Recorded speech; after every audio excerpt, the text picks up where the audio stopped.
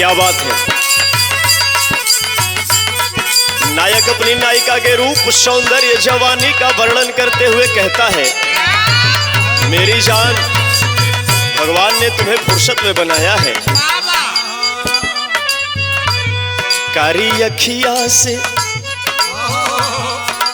अखिया से कह दिहलू जादूगरी, कारी अखिया से कह दिहलू जादूगरी, दिल भइल बा बेकाबू त हम का करी। कारी अखिया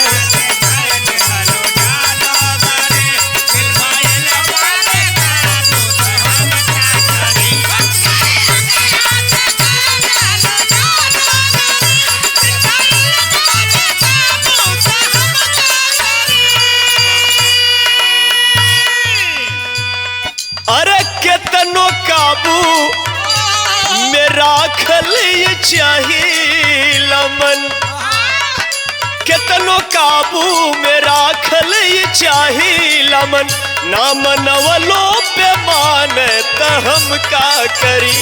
कारी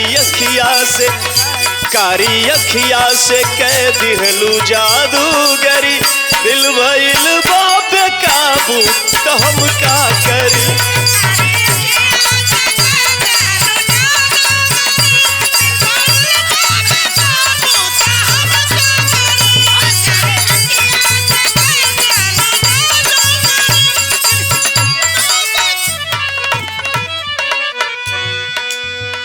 सोख चंचल कटीला लचीला बदन, जैसे नाजो नजाकत से लहरे हिरन, नजाकत से लहरे हिरन।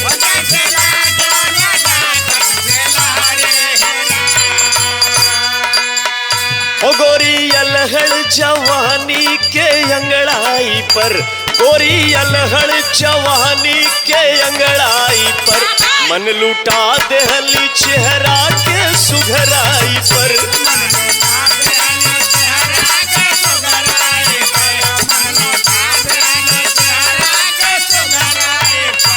जान जातल न जाला जवानी के छन,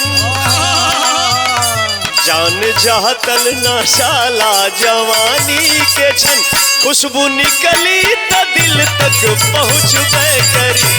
कारी अखिया जादूगरी, दिल भइल बा बेकाबू त हम का। कारी अखिया से